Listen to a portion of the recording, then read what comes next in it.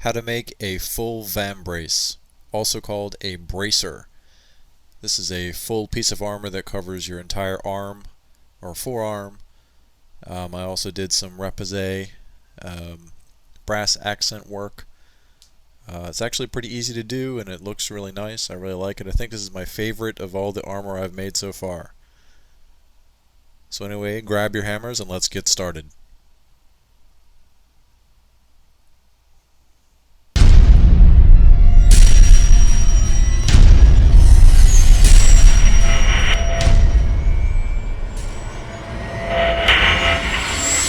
Download the template at the link under the video or go directly to armortemplates.com.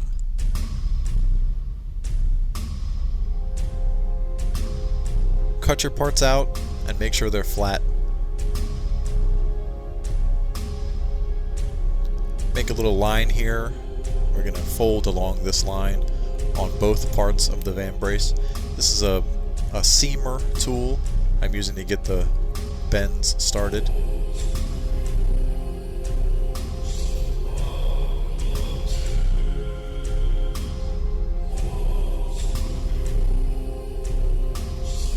Hammer it down afterwards. This gives you a very nice, clean, perfectly straight edge, as you can see here. Both ends fit together perfectly. Scuff the surface, kind of hides all the scratches. You can do that now. This little part here is you're going to snip out so we can add the brass accent part here and fold it over later. It looks a little different in the template because I improved the design, so don't worry about that. These are the brass pieces. You can see I've filed the edges to make them a little nicer. This here is 1/4 inch copper rod I'm using to make rivets to hold the brass accents on. Once they're on, you can fold this piece over, as I mentioned earlier. Make sure you got everything filed down so there's no sharp edges anywhere.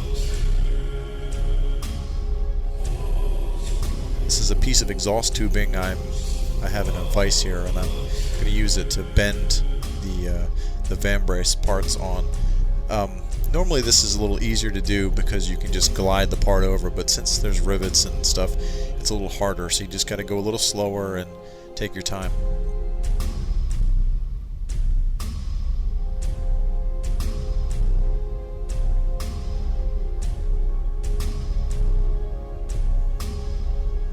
Could try doing the riveting first, or second, but I was afraid I wouldn't get the parts to line up perfectly.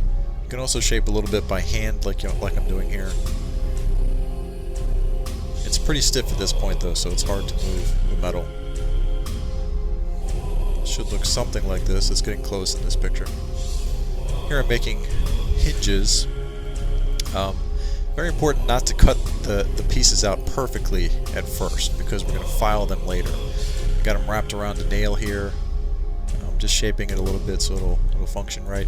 As you can see here, I got a little part that is sticking and not letting the hinge move freely. So I'm going to file that part there just to free it up a little bit. And once I do that, it moves perfectly. Now you can see it's not very nice, so we have to file the edges to make it perfect. You can see 1/2 done there. Now I'm making a rivet out of a nail, doing one side, and then putting it through and riveting the other side. This is just kind of loosely done. I'm riveting the hinges to the vambrace now. I used one rivet. You also want to tape it together so you can get this to line up perfectly. Don't try and do it just by eye. This is a process called repoussé. I think that's French for surrender or something. I've got a piece of balsa wood in here, and I just basically have a little box that I have. The edges are there to keep the balsa wood from coming apart when you hammer on it. Then you're going to screw it down to this bigger piece of wood also. Just basically outline the design. You can already see it taking shape.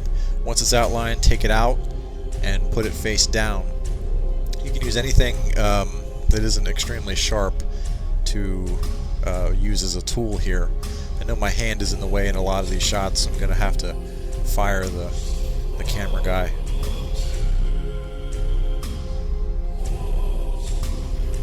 This process is normally done in pitch, which is a tar.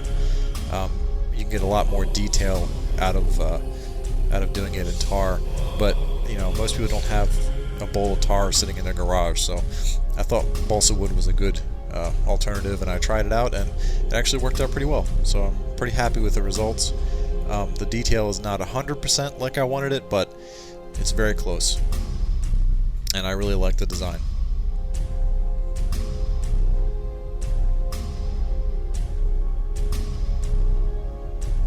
Just keep on deepening the parts as you go.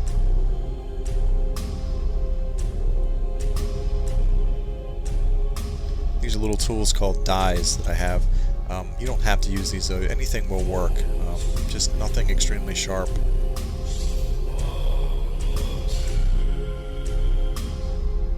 The brass is also very thin. I think it's 26 gauge brass. The rest of the brass that I used on the rest of the Vambrace is 18 gauge brass. The stainless steel, that part is 22 gauge in my case, but you can also use 20 gauge.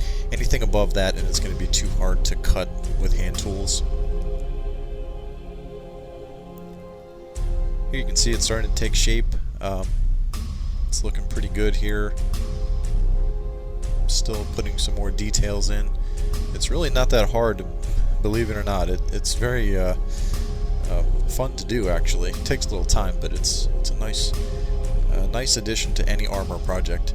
I think I'm going to do another armor or repoussé video later. Once you have it done, rivet it to the Vambrace, but just do one rivet at a time, because no matter how careful you are, you're going to probably not be able to line it up straight. So just one at a time. Drill each hole one at a time. Now you can rivet the other hinge and put the parts together. They should open like this pretty well. This is a 1/2 inch extension for a socket set. Then I have a piece of brass rod here, and I'm bending it around this thing to make it into a little buckle.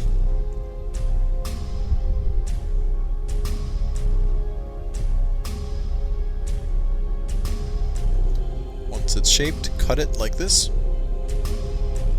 Bend it so it's perfectly square, or pretty close. Here I've got it filed down a little bit, but you can see these are pretty simple. Use a little nail to make the other part of the latch.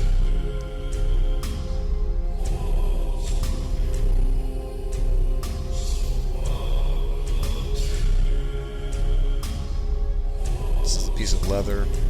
I've got a hole in, put the little nail through the hole, and you got yourself a little 1/2 of a strap. This is little pieces I made to kind of make little end pieces to clean it up, make it look nice and pretty. Rivet these to the Vambrace. And there it is, complete.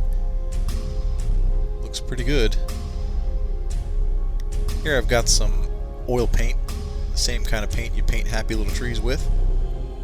And just rub it on, or paint it on, and then rub it off. And it gives it an antique look, makes it look a lot better. If you ask me, I really like this effect. I think I'll do this on all my armor from now on.